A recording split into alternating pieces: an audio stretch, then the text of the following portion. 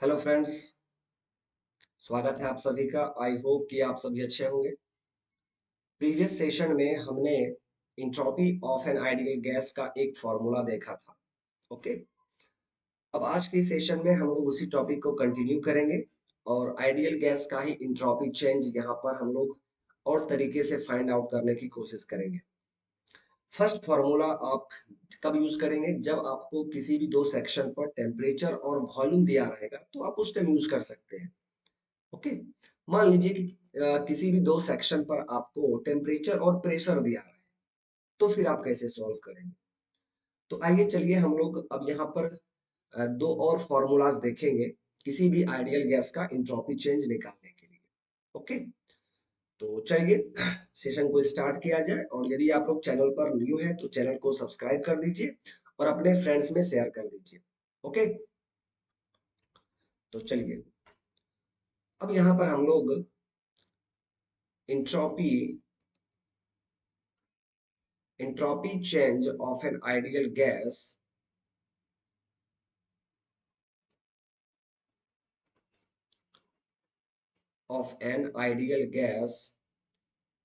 इसके लिए हम लोग अब यहाँ पर दूसरा एक्सप्रेशन देखना चाहेंगे। तो चलिए हम लोग देखते हैं। याद कीजिए प्रीवियस सेशन में हमने जो फर्स्ट फॉर्मूला देखा था, आपको याद होगा, रिकॉल कर लीजिए। S2 minus S1 is equal to क्या मिला था? तो ये मिला था CV ln T2 by T1 plus R ln V2 by V1, यही मिला था आपको। आई होप कि आपको याद होगा। तो ये एक्सप्रेशन हमें मिला था और ये एक्सप्रेशन हमें कैसे मिला था? तो हमने फर्स्ट कंबाइंड इक्वेशन को यूज किया था। ठीक है, अब यहाँ पर हमें सेकेंड फॉर्मूला चाहिए, तो हम लोग यहाँ पर क्या करेंगे? सेकेंड कंबाइंड इक्वेशन का यूज करेंगे। तो आइए यूज कर लेते हैं। Now we know that we know that हम लोग जानते हैं सेकेंड कंबाइंड इक्वेशन क्या होता है। TdS is equal to DH minus VdP। ये आपका क्या है? Second combined equation.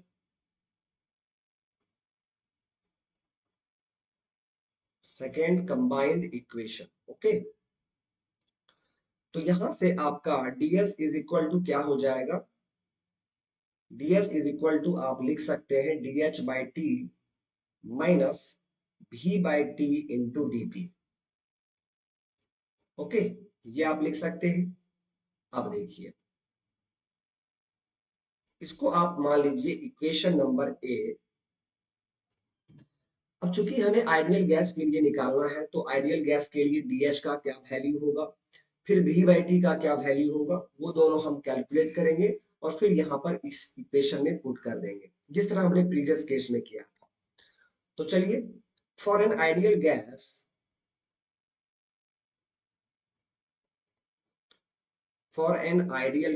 We know that DH is equal to mCp dt। आपने पढ़ा है DH इज इक्वल टू क्या होगा? mCp dt। ओके, तो देखिए DH का वैल्यू हमें मालूम चल गया आइडियल गैस के लिए, mCp dt। अब यहाँ पर सेकेंड टर्म है आपका V बाई टी। तो ये हम कैसे निकालेंगे? आइडियल गैस इक्वेशन से। तो आइडियल गैस के लिए आपका आइडियल गैस इक्वेशन वैलिड होगा। So PV is equal to mRT। यहां से आपको क्या निकालना है? V by T. So V by T is equal to क्या हो जाएगा? MR by P।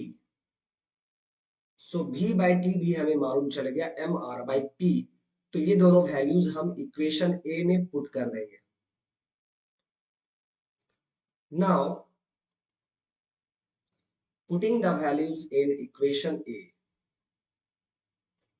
putting the values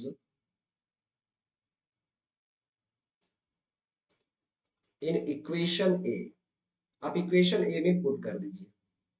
सो तो आप क्या लिखेंगे? So ds is equal to dH by T है, that means mCp dt divide by T minus v by T के जगह पर आप क्या लिखेंगे, M R by P into D P. So इसे आप कैसे लिख सकते हैं, आप इसे इंटीग्रेट कर दीजिए, S1 से S2, T1 से T2 यहां पर लिमिट होगा, एंड यहां पर आपका लिमिट हो जाएगा P1 से P2। ओके माय डियर, तो आप यहां पर क्या लिखेंगे, ये आपका हो जाएगा S2 माइनस S1, और यहां से MCP बाहर आ जाएगा, और अंदर में क्या बचेगा, dt बाई टी। तो dt बाई टी का इंटीग्रेशन आप जानते हैं ln t, और लिमिट कहां से कहां तक, T1 से T2। ओके, माइनस यहां से mr बाहर आ जाएगा, और dp बाई p का इंटीग्रेशन क्या होगा, ln p, और लिमिट कहां से कहां तक, P1 से P2। ओके माय डियर, तो यहां से आपका देखिए, सो S2 minus S1 will become MCP। अब यहां पर देखिए, एक बार आप टेम्परेचर T2 पुट करेंगे, एक बार T1 पुट करेंगे, तो ln T2 minus ln T1 हो जाएगा। तो उसे आप सिंपली क्या लिख सकते हैं, ln T2 by T1, direct आप ऐसा लिख सकते हैं, माइनस mr, यहां पर आप क्या लिख सकते हैं, ln P2 बाई P1। तो देखिए माय डियर, आइडियल गैस के लिए आपका एंट्रोपी चेंज निकालने के लिए आपको दूसरा फॉर्मूला मिल चुका है। ओके, बट ये किसके लिए है, ये है आपका मास m के लिए, फॉर मास m। लेकिन जनरली हम लोग पर यूनिट मास का फॉर्मूला यूज करते हैं, तो आप क्या लिखेंगे, फॉर यूनिट मास,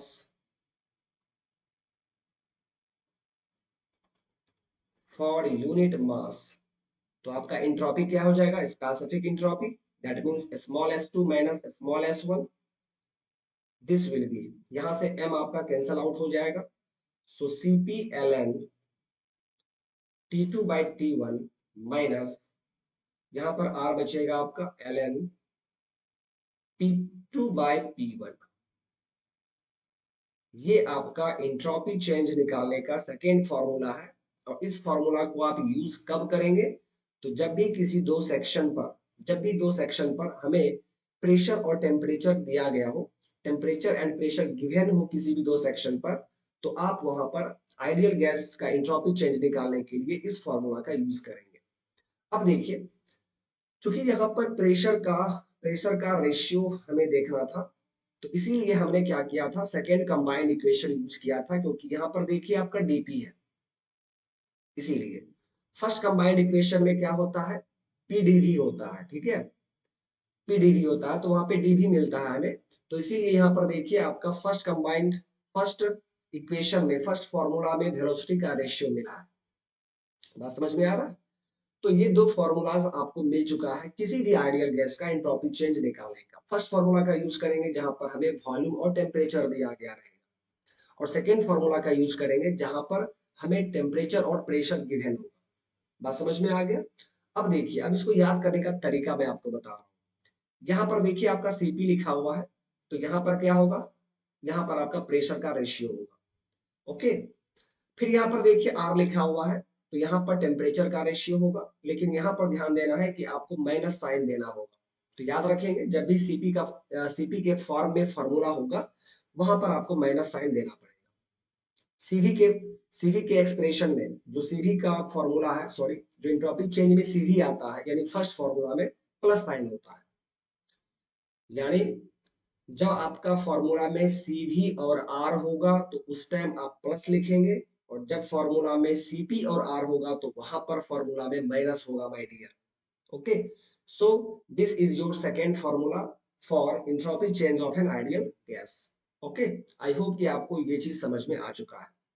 चलिए, अब तीसरा फॉर्मूला भी है माय डियर, तीसरा फॉर्मूला भी है। अब आप बोलेंगे कि सर ठीक है, दो सेक्शन पर अगर वॉल्यूम और टेम्परेचर दिया रहेगा तो आपने बताया फर्स्ट फॉर्मूला यूज करना है। ओके, फिर अगर दो सेक्शन पर हमें टेम्परेचर और प्रेशर दिया रहेगा तो आपने बताया कि सेकेंड फॉर्मूला यूज करना है। लेकिन यदि लेकिन यदि हमें दो सेक्शन पर प्रेशर और वॉल्यूम दिया अगर रहे, अगर दो सेक्शन पर हमें वॉल्यूम और प्रेशर दिया रहेगा तब हम कौन सा फॉर्मूला यूज करेंगे। आइए माय डियर, तो इसलिए हम लोग यहाँ पर थर्ड फॉर्मूला भी देखेंगे। ओके, ध्यान देंगे आप। we know that we know that entropy change for an ideal gas is equal to CV ln T2 by T1 plus R ln V2 by V1। ये क्या है आपका फर्स्ट फॉर्मूला है, फर्स्ट फॉर्मूला। ओके, फिर यहां से देखिए, सो S2 minus S1 is equal to CV ln T2 by T1। और ये हम किसके लिए निकाल रहे हैं, ये फॉर्मूला किसके लिए है, आइडियल गैस के लिए है। तो आइडियल गैस के लिए R का वैल्यू किसके बराबर होगा, Cp माइनस Cv। ठीक है, Cp माइनस Cv को ही हम लोग क्या कहते हैं, R कहते हैं। तो R की जगह पर हम लोग Cp माइनस Cv पुट कर देंगे ln V2 by V1। ऐसा क्यों हुआ, क्योंकि for an ideal gas, for an ideal gas Cp minus Cv is equal to क्या होता है माय डियर, R होता है। ठीक है, ओके। अब इसको आप सिंप्लीफाई कर लीजिए। So S2 minus S1 is equal to Cv ln T2 by T1 plus, आप इसे क्या लिखेंगे, Cp ln V2 by V1। फिर क्या होगा, minus Cv ln V2 by V1, ऐसा लिखेंगे जी। ओके, चलिए। So S2 minus S1 is equal to, यहां पर देखिए आपका इस टर्म में Cv है और इस टर्म में भी Cv है, तो इन दोनों टर्म से हम Cv कॉमन निकाल लेंगे। तो जब आप कॉमन निकालेंगे तो देखिए अंदर में क्या बचेगा, ln T2 by T1 minus ln V2 by V1 plus Cp ln V2 by V1। Okay, चलिए, बहुत ही अच्छी बात है। अब यहां से देखिए, okay, so S2 minus S1 is equal to Cv into ln। यहां पर देखिए, इसको मान लीजिए m, log m minus log n क्या होता है, log m बाई n होता है। ठीक है, तो आप इसे क्या लिखेंगे, ln T2 by T1 divide by V2 by V1, ऐसे ही लिखेंगे आप जी। Okay, plus Cp ln V2 by V1। Okay my dear, so S2 minus S1 is equal to Cv ln T2 by T1 into V2, और V1 ऊपर चला गया आपका, plus Cp ln V2 by V1। और इस equation को हम equation number B बोल देते हैं। Suppose this is your equation number B. Okay, ऐसा क्यों किया हमने, क्योंकि यहां पर देखिए, यहां पर आपको जो टर्म दिख रहा है वो ये वाला term T2V1 divide by T1V2। सबसे पहले हम लोग इसको फाइंड करेंगे कि आइडियल गैस के लिए इस टर्म का वैल्यू किसके बराबर होता है। तो आइए देखते हैं। Now now for an ideal gas, for an ideal gas, सबसे पहले हम लोग इसी टर्म का वैल्यू निकालेंगे। ओके, और वही वैल्यूज फिर हम इक्वेशन बी में पुट कर देंगे। फॉर एन आइडियल गैस हम लोग जानते हैं PV is equal to M R T, ये आप जानते हैं।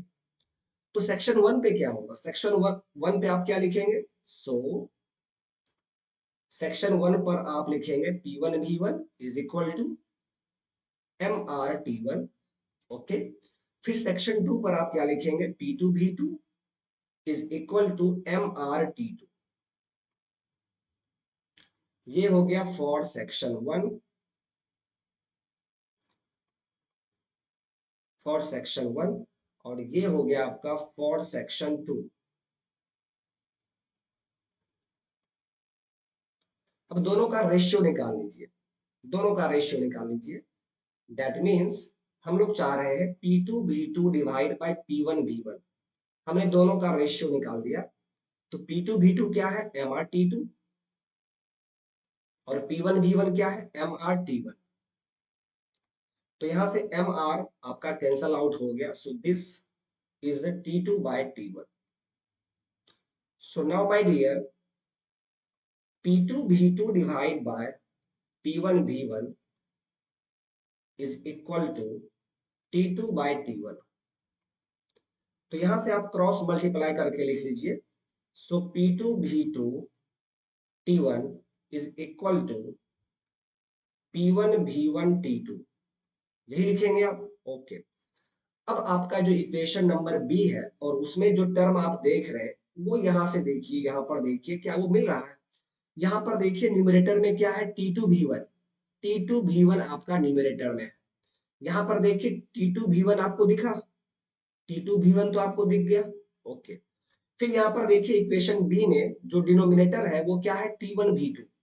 T1V2, तो यहाँ पर आपको T1V2 भी दिख रहा होगा, तो ये रेशियो हम यहाँ से निकाल सकते हैं। So T2V1 divide by T1V2 is equal to क्या हो जाएगा, P2 bye P1। P2 bye P1 हो जाएगा, और यही वैल्यूज हम पुट कर देंगे इक्वेशन बी में। Okay, putting the value in equation B, putting the value in equation B. तो जब आप बी में पुट करेंगे ये वैल्यू, तो आपका एक्सप्रेशन क्या हो जाएगा, तो हमारा एक्सप्रेशन क्या होगा, S2 minus S1 is equal to CV ln P2 by P1 plus the CP ln V2 by V1। Okay, so now our expression becomes S2 minus S1 is equal to CV ln P2 by P1 plus CP ln V2 by V1। देखिए my dear, ये आपका third formula हो गया किसी भी ideal gas का entropy change निकालने के लिए, ठीक है। और यहाँ पर देखिए, यहाँ पर जो आपका रेशियो है वो वॉल्यूम का रेशियो है एंड प्रेशर का रेशियो है। दैट मीन्स अगर किसी भी दो सेक्शन पर आपको वॉल्यूम और प्रेशर दिया हुआ है तो फिर आप इस फॉर्मूला का यूज कर लेंगे इंट्रोपी चेंज निकालने के लिए, ठीक है। तो ये थर्ड फॉर्मूला है। तो टोटल फॉर्मूला हमें कितना मिला है, मैं यहाँ पर आपको कंक्लूजन में लिख दे रहा हूं। कंक्लूजन, एक जगह मैं आपको फॉर्मूला लिख दे रहा हूं। For an ideal gas, for an ideal gas, first formula क्या होगा माय डियर, इंट्रोपी चेंज। आप इसे स्पेसिफिक इंट्रोपी चेंज भी बोल सकते हैं क्योंकि ये पर यूनिट मास के लिए है। S2 minus S1 is equal to, first formula क्या था आपका, CV ln T2 by T1 plus R ln V2 by V1। ये आपका फर्स्ट फॉर्मूला था। सेकेंड फॉर्मूला क्या है my dear, S2 minus S1 is equal to CP ln T2 by T1, अब क्या होगा minus sign, R ln P2 by P1। Okay, and third formula क्या होगा, S2 minus S1 is equal to, अभी आपने देखा, CV ln P2 by P1 plus CP ln V2 by V1। तो यही 3 फॉर्मूलाज है माय डियर, किसी भी आइडियल गैस के लिए एंट्रोपी चेंज निकालने का, और ये फॉर्मूला आपको याद रखना ही होगा। बात समझ में आ रहा है? तो चलिए माय डियर, अब हम लोग किसी आइडियल गैस का एंट्रोपी चेंज निकालने पर बेस्ड एक क्वेश्चन करते हैं, ठीक है? तो फिर आपका ये कॉन्सेप्ट क्लियर हो जाएगा कि हम लोग किस तरह फॉर्मूला यूज करेंगे। ये फॉर्मूला जो आप देख पा रहे हैं, इसको हम लोग कैसे यूज करेंगे, कहाँ पर यूज करेंगे, ठीक है? तो उसके लिए मैं आपको एक क्वेश्चन यहाँ पर करवा रहा हूँ, प्लीज आप लोग ध्यान दें। देखिए माय डियर, यही आपका क्वेश्चन है, क्वेश्चन को ध्यान से पढ़िए। क्या कह रहा है क्वेश्चन में? कह रहा है कि air is flowing steadily in an insulated pipe. कह रहा है कि एक इंसुलेटेड पाइप है और उसमें एयर फ्लो कर रहा है, और एयर यहाँ पे लिखा हुआ है माय डियर, ठीक है? और उसके बाद यहाँ पर देखिए आपको लिख भी दिया है कि treating air as an ideal gas. Air को आप आइडियल गैस की तरह ट्रीट कीजिए। किसी किसी क्वेश्चन में क्या होता है कि ये सेंटेंस नहीं लिखा रहेगा कि आप एयर को आइडियल गैस की तरह ट्रीट कीजिए, तो नहीं लिखा रहेगा, फिर भी आप उसको ट्रीट कर लीजिएगा, ठीक है? क्योंकि जनरली हम लोग एयर को आइडियल गैस की तरह ट्रीट करते हैं, और इसका क्या रीजन है वो मैं आपको बताऊंगा जब हम लोग प्रॉपर्टी ऑफ प्योर सब्सटेंस पढ़ेंगे, तो वहां पर मैं इस चीज को आपको समझाऊंगा, ठीक है? तो एयर को हम आइडियल गैस की तरह ट्रीट करते हैं। कह रहा है कि एक इंसुलेटेड पाइप है, उसमें एयर स्टीडली फ्लो कर रहा है, स्टीडी फ्लो है, okay? The pressures and temperatures at two section 1 and 2 are given in the table. कह रहा है कि इस पाइप में दो सेक्शन पर प्रेशर और टेम्परेचर का हमें रेशियो दिया हुआ है, okay? Establish the direction of flow of air in pipe treating air as an ideal gas. तो कह रहा है कि बताइए कि उस पाइप में एयर का फ्लो किस तरफ से किस तरफ होगा। दैट मीन्स आपको यहाँ पर डायरेक्शन बताना है। जो प्रोसेस हो रहा है उस प्रोसेस का डायरेक्शन आपको नहीं पता, ठीक है? फ्लो आपका वन सेक्शन से टू सेक्शन की तरफ होगा या टू सेक्शन से वन सेक्शन की तरफ होगा, ये आपसे पूछा जा रहा है, ओके? तो चलिए देखिए माय डियर, मान लीजिए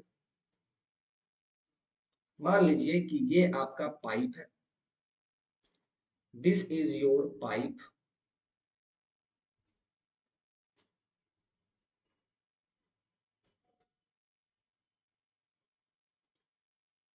ये मान लीजिए पाइप है, और ये पाइप कैसा है? इंसुलेटेड पाइप है। क्वेश्चन में बोल दिया है कि ये पाइप आपका इंसुलेटेड है और यहाँ पर एयर फ्लो कर रहा है। हमें एयर का डायरेक्शन नहीं पता, लेकिन दो सेक्शन दिया हुआ है, this is your two section and this is your one section. लेकिन हमें डायरेक्शन नहीं पता कि फ्लो आपका वन से टू के तरफ हो रहा है या टू से वन के तरफ हो रहा है, ये हमें नहीं पता। और इन दोनों सेक्शन पर देखिए प्रेशर का वैल्यू वन सेक्शन पे 130 किलो पास्कल है, यानी ये प्रेशर को आप क्या कहेंगे? P1। P1। और प्रेशर का वैल्यू सेक्शन टू पर कितना है? 100 किलो पास्कल, तो उसका वैल्यू को आप क्या कहेंगे? P2, okay? उसी तरह टेम्परेचर सेक्शन वन पर कितना है? 50 डिग्री सेल्सियस, तो इसको आप केल्विन में चेंज कर देंगे, 273 ऐड करेंगे, दैट मीन्स 323 केल्विन। उसी तरह सेक्शन टू पर टेम्परेचर दिया हुआ है आपका 13 डिग्री सेल्सियस, तो ये कितना हो जाएगा माय डियर? 286 केल्विन। तो हमें दोनों सेक्शन पर प्रेशर और टेम्परेचर दिया गया, बहुत ही अच्छी बात है। चलिए, और यहाँ पर आपका क्या फ्लो कर रहा है? एयर फ्लो कर रहा है। एयर क्या है? Ideal gas, okay? चलिए, अब हमें डायरेक्शन पूछा जा रहा है। अब याद कीजिए मैंने आपको क्या बताया था जब हम लोग entropy change of the universe पढ़े थे, वहां पर याद कीजिए मैंने आपको principle of increase of entropy बताया था। उससे मैंने क्या बताया था कि वही प्रोसेस पॉसिबल है जिस प्रोसेस के लिए entropy change of the universe या तो जीरो हो जाए या जीरो से ज्यादा हो, जीरो से कम नहीं होना चाहिए। अगर किसी प्रोसेस के लिए entropy change of the universe zero से कम आ रहा है, इसका मतलब यह है कि वो प्रोसेस पॉसिबल नहीं है। जैसे उसके लिए मैंने आपको एग्जांपल भी दिखाया था। अगर कोई प्रोसेस वन से टू टू जा रहा है, तो उस प्रोसेस के लिए हम entropy change of the universe calculate करेंगे।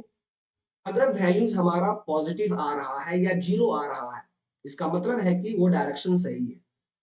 लेकिन अगर value entropy change of universe, उसका वैल्यू अगर हमारा निगेटिव आ जा रहा है, इसका मतलब है कि फ्लो या प्रोसेस 1 से 2 के तरफ नहीं होगा, उसका अपोजिट हो जाएगा। बात समझ में आ गया? तो ये आपने पढ़ा था, मैंने आपको बताया था। तो देखिए my dear, according to second law of thermodynamics, ध्यान से देखेंगे my dear, according to second law of thermodynamics, for any process, किसी भी प्रोसेस के लिए, for any process, entropy change of the universe must be greater than equal to zero। ये आपने पढ़ा था। यानी यहां पर भी वही होना चाहिए, यहां पर भी तो यही होना चाहिए। ठीक है, अगर फ्लो का जो भी डायरेक्शन होगा, उस डायरेक्शन के लिए, उस प्रोसेस के लिए, जैसे मान लीजिए कि आपने बोला कि सर फ्लो यहाँ पर 1 से 2 के तरफ होगा। ओके, तो 1 से 2 प्रोसेस के लिए यूनिवर्स का एंट्रोपी चेंज या तो जीरो हो या तो जीरो के से बड़ा हो। ओके, तो यूनिवर्स का एंट्रोपी चेंज आप कैसे निकालेंगे? यूनिवर्स होता क्या है? System plus surrounding. That means आप क्या लिखेंगे? Entropy change of system plus entropy change of surrounding, और ये वैल्यू जीरो से बड़ा या जीरो के बराबर होना चाहिए। ओके, अब यहां पर देखिए, प्रीवियस सेशन में मैंने आपको एक कॉन्सेप्ट बताया था कि किसी भी सिस्टम का एंट्रोपी चेंज दो कारण से होता है। एक तो एक्सटर्नल इंटरेक्शन के कारण और एक इंटरनल इरिवर्सिबिलिटीज के कारण। लेकिन सराउंडिंग का एंट्रोपी चेंज सिर्फ एक्सटर्नल इंटरेक्शन के कारण होता है। ठीक है, या तो उसमें हीट ट्रांसफर होना चाहिए या सराउंडिंग से हीट ट्रांसफर सिस्टम में होना चाहिए। लेकिन यहां पर माय डियर आपका पाइप इंसुलेटेड है, तो आप ही बताइए, पाइप जब इंसुलेटेड है तो ये आपका सराउंडिंग है माय डियर, तो क्या सराउंडिंग में कोई हीट ट्रांसफर हो रहा है? आप बोलेंगे सर नहीं, सराउंडिंग में तो हीट ट्रांसफर जीरो है। तो सराउंडिंग का एंट्रोपी चेंज तो तभी होगा ना जब उसमें एक्सटर्नल इंटरेक्शन हो, जब उसमें हीट ट्रांसफर हो। लेकिन यहाँ पर पाइप इंसुलेटेड है, इसका क्या मतलब है? इसका मतलब है कि डीएस सराउंडिंग जो आप देख रहे हैं, सराउंडिंग का एंट्रोपी चेंज, ये माय डियर क्या हो जाएगा? ये आपका जीरो हो जाएगा। ठीक है, ऐसा क्यों? Because pipe is insulated, pipe is insulated, so there is no heat transfer, so there is no external interaction, लिख दीजिए वो अच्छा रहेगा। so there is no external interaction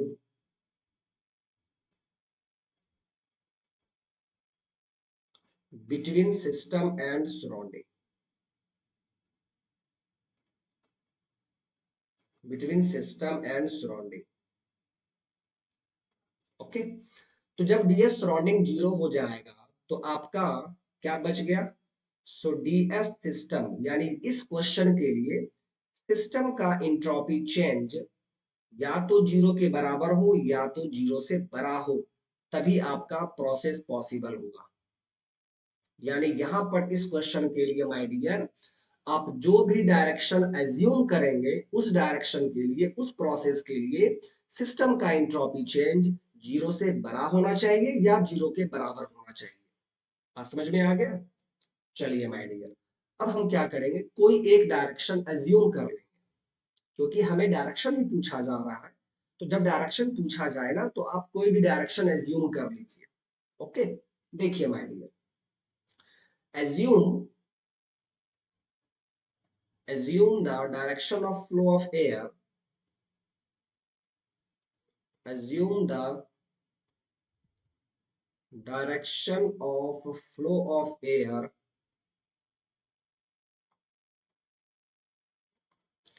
is from 1 to 2, is from 1 to 2। हम लोग direction 1 से 2 assume कर रहे हैं, ठीक है। हम लोग डायरेक्शन क्या किए, 1 से 2 के तरफ एज्यूम कर रहे हैं। दैट मीन्स आपका एयर 1 से 2 के तरफ जा रहा है, यानी हमारा प्रोसेस क्या होगा, हमारा प्रोसेस 1 से 2 होगा। दैट मीन्स 1 2 होगा, प्रोसेस 1 2 कहलाएगा। बात समझ में आ रहा है। तो अब इस 1 2 के लिए, अब इस 1 2 प्रोसेस के लिए हम लोगों को क्या निकालना है, तो सिस्टम का इंट्रोपी चेंज निकालना है। और जो भी वैल्यू हम निकालेंगे वो वैल्यू इसके लिए या तो 0 के बराबर हो या तो 0 से ज्यादा हो। तब हम कह देंगे कि ठीक है, जो हमने डायरेक्शन एज्यूम किया है वो डायरेक्शन हमारा सही है। क्योंकि प्रोसेस तभी पॉसिबल होगा जिसके लिए यूनिवर्स का एंट्रोपी चेंज या तो 0 से बड़ा हो या तो 0 के बराबर। बात समझ में आ रहा है। तो चलिए अब हम लोग क्या करेंगे, 1 से 2 प्रोसेस के लिए entropy change of the system calculate करते। तो माय डियर, सिस्टम में आपका सब्सटेंस कौन सा है, एयर है। तो इंट्रोपी चेंज ऑफ सिस्टम का मतलब क्या हुआ, entropy change of air. System में तो एयर प्रेजेंट है ना, तो इंट्रोपी चेंज ऑफ सिस्टम का क्या मतलब है, इंट्रोपी चेंज ऑफ एयर। और एयर क्या है माय डियर, आइडियल गैस। तो आइडियल गैस का इंट्रोपी चेंज निकालने का फॉर्मूला अब आपको यहां पर लिखना पड़ेगा। और यहां पर देखिए, दो सेक्शन पर आपको प्रेशर और टेम्परेचर मालूम है। तो कौन सा फॉर्मूला यूज करेंगे, सेकेंड फॉर्मूला यूज करेंगे, सीपी वाला फॉर्मूला, सीपी और आर वाला फॉर्मूला यूज करेंगे यहाँ पर। क्योंकि दो सेक्शन पर हमें प्रेशर और टेम्परेचर मालूम है, तो हम लोग सेकेंड फॉर्मूला जिसमें आपने सीपी और आर देखा था वो फॉर्मूला हम यहाँ पर यूज कर लेंगे। तो क्या लिखेंगे my dear, CP ln T2 by T1 minus R ln P2 by P1। अब सभी वैल्यूज पुट कर दीजिए। सीपी का वैल्यू देखिए क्वेश्चन में दिया हुआ है 1.005, 1.005 इंटू ln। T2 का वैल्यू कितना है, T2 का वैल्यू 286 है, 286। एंड T1 का वैल्यू कितना है, 323 केल्विन। माइनस R का वैल्यू देखिए 0.287 है, 0.287 into ln P2 by P1। P2 कितना है, 100 kilo pascal, 100 kilo pascal. And P1 कितना है, 130 किलो पास्कल। ओके, अब ये वैल्यूज हमें निकालना पड़ेगा, ठीक है। अब ये वैल्यूज हमें यहाँ पर निकालना पड़ेगा, ठीक है। तो चलिए कैलकुलेट कर लीजिए इसका वैल्यू। इसका वैल्यू आप कैलकुलेट करेंगे,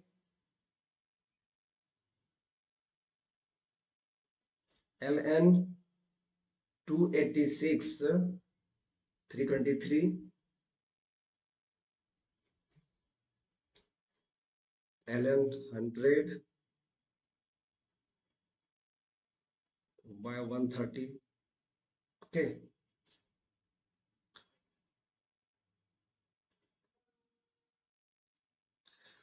तो ये देखिए आपका वैल्यूज आ जाएगा, माइनस में ही आएगा, -0.04, -0.0467, -0.0467 किलो जूल पर केजी केल्विन। देखिए माय डियर, जब आपने इसका वैल्यू कैलकुलेट किया तो entropy change of the system ये आपका कितना निकल रहा है, माइनस में निकल रहा है, ठीक है। यानी entropy change of system is less than zero. क्या ये पॉसिबल है, क्या ये पॉसिबल है माय डियर, नहीं। देखिए यहाँ पर किसी भी प्रोसेस के लिए यूनिवर्स का एंट्रोपी चेंज जीरो से बड़ा या बराबर होना चाहिए। और इस क्वेश्चन में entropy change of universe zero हो गया, तो सिस्टम का एंट्रोपी चेंज अब जीरो या जीरो से बड़ा या उसके बराबर होना चाहिए, तभी वो प्रोसेस पॉसिबल होगा। लेकिन यहाँ तो देखिए वैल्यू लेस देन जीरो आ गया है, दैट मीन्स ये पॉसिबल नहीं है, which is not possible, which is not possible. इसका मतलब ये है कि जो हमने डायरेक्शन लिया है 1 से 2, ये वैल्यू किसके लिए मिला? 1-2 प्रोसेस के लिए मिला। जब फ्लो आपका 1 से 2 के तरफ होगा, तो इसका मतलब है कि आपका फ्लो 1 से 2 के तरफ नहीं हो रहा है। ठीक है, क्योंकि इंट्रोपी चेंज ऑफ सिस्टम 0 से कम आ रहा है, लेस देन 0 आ रहा है। दैट मीन्स हमारा एज्यूम्ड डायरेक्शन गलत है। तो जब ये डायरेक्शन गलत है तो कौन सा सही होगा? इसका अपोजिट डायरेक्शन सही होगा। मतलब आपका फ्लो यहाँ पर 2 से 1 के तरफ होगा। Okay, hence so our assumed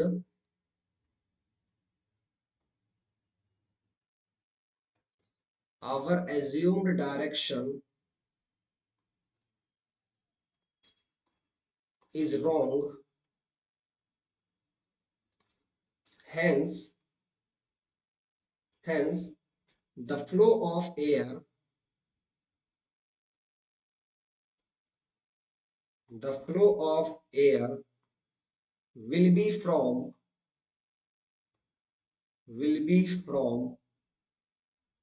2 to 1. Flow आपका एयर का फ्लो किधर से किधर होगा माय डियर? 2 से 1 के तरफ होगा, 1 से 2 के तरफ फ्लो नहीं हो पाएगा। आई होप कि आपको ये क्वेश्चन अच्छे तरीके से समझ में आ गया। यहाँ पर आपको दो कॉन्सेप्ट आपको देखने को मिला। फर्स्ट कॉन्सेप्ट कौन सा?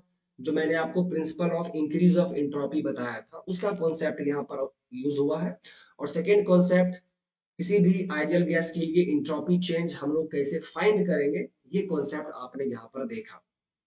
आई होप कि आपको ये सभी कॉन्सेप्ट अच्छे तरीके से समझ में आ गया। ओके, तो चलिए माय डियर, अब इसके आगे हम लोग मूव करते हैं।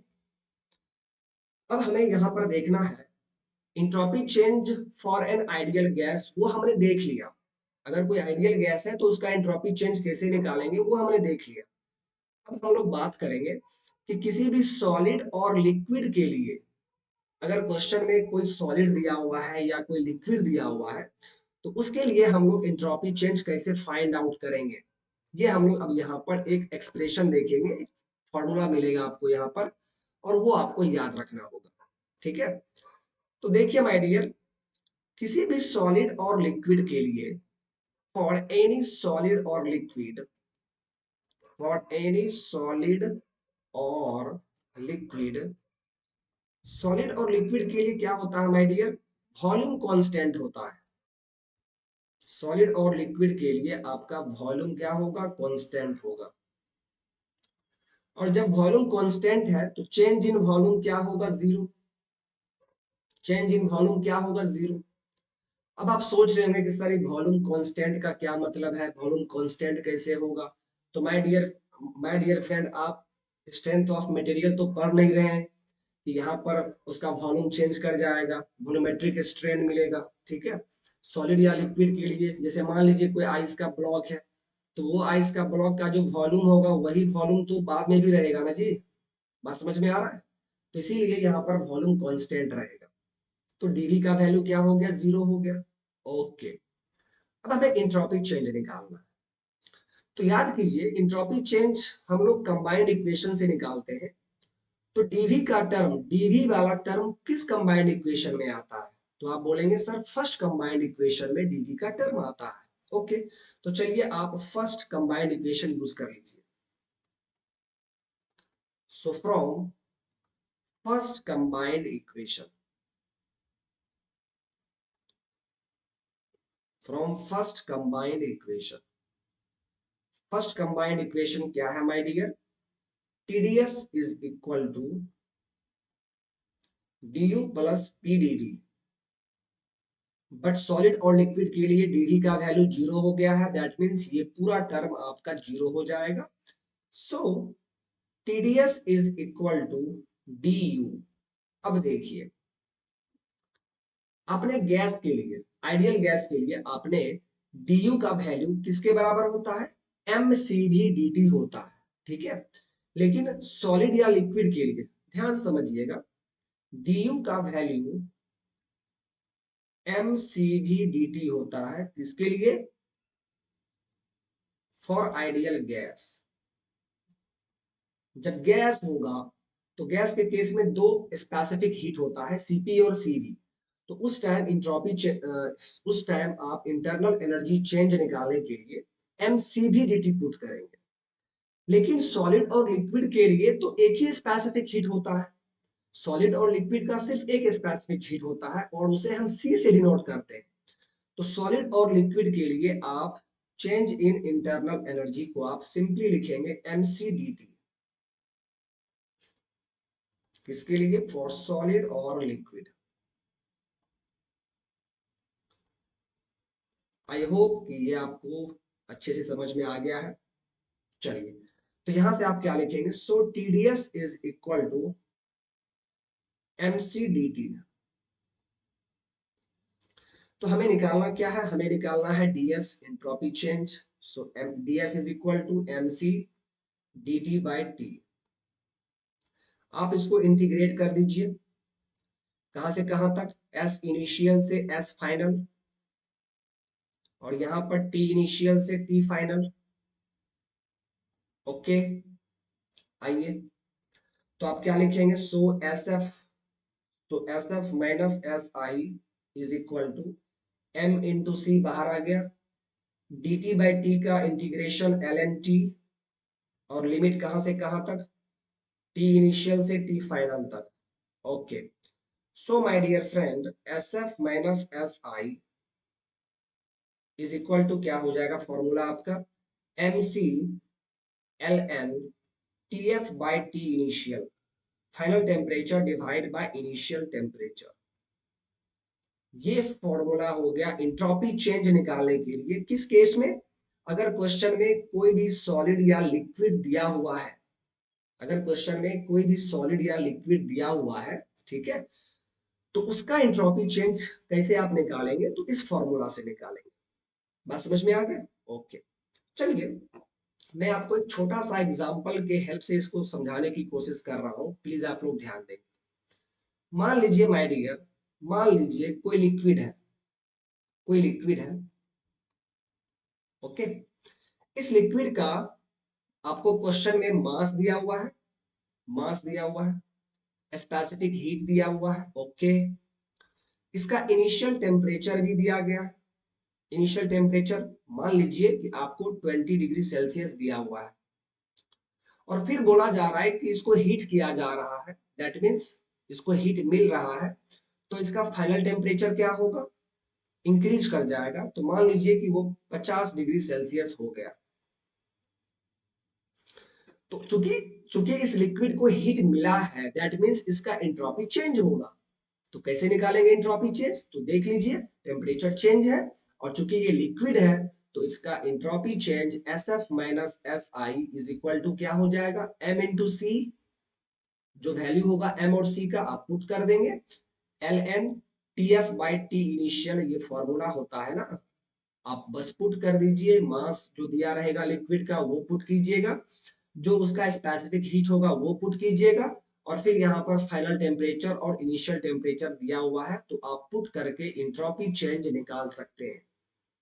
ठीक है, उसी तरह किसी भी सॉलिड के केस में, जैसे कोई आइस का ब्लॉक है, उसको रूम टेम्परेचर पर हीट मिल रहा है, दैट मीन्स वो अब क्या होगा?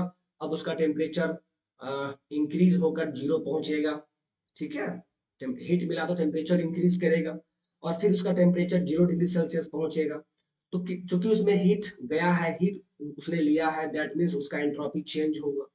तो कैसे निकालेंगे? इसी फॉर्मूला से निकालेंगे। तो ये फॉर्मूला आप हमेशा याद रखेंगे।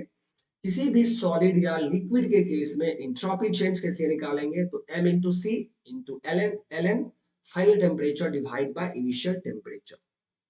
सो आई होप कि आपको ये कॉन्सेप्ट, ये फॉर्मूला अच्छे तरीके से समझ में आ गया होगा। इस पर बेस्ड हम लोग प्रॉब्लम करेंगे माय डियर। ठीक है, हम लोग ऑब्जेक्टिव क्वेश्चंस एंड कुछ कुछ कन्वेंशनल क्वेश्चन भी करेंगे। ठीक है, ताकि आपका कॉन्सेप्ट पूरा क्लियर हो जाए।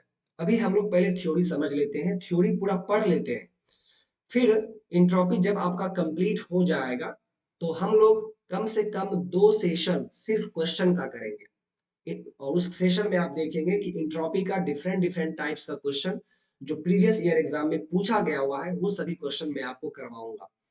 और विश्वास कीजिए, यदि आप क्वेश्चन प्रैक्टिस इंट्रोपी का कर लिए अच्छे से, ठीक है, जो मैं आपको यहाँ पर करवाऊंगा 2 सेशन में। अगर वो दोनों सेशन को आपने अच्छे से देख लिया, अच्छे से आपने प्रैक्टिस कर लिया, तो विश्वास कीजिए आपको इंट्रोपी के न्यूमेरिकल में कभी भी दिक्कत नहीं होगा, चाहे कैसा भी हार्ड क्वेश्चन आपको पूछ दिया जाए। ओके, तो चलिए माय डियर, आज के इस सेशन को हम लोग यहीं पर स्टॉप करते हैं। आई होप कि आपको आज का सेशन अच्छे तरीके से समझ में आ गया होगा, और यदि आपको सेशन अच्छा लग रहा हो, अच्छे से समझ में आ रहा हो, तो प्लीज आप अपने फ्रेंड्स में शेयर कर देंगे। Okay, so thank you my dear, thank you, bye bye.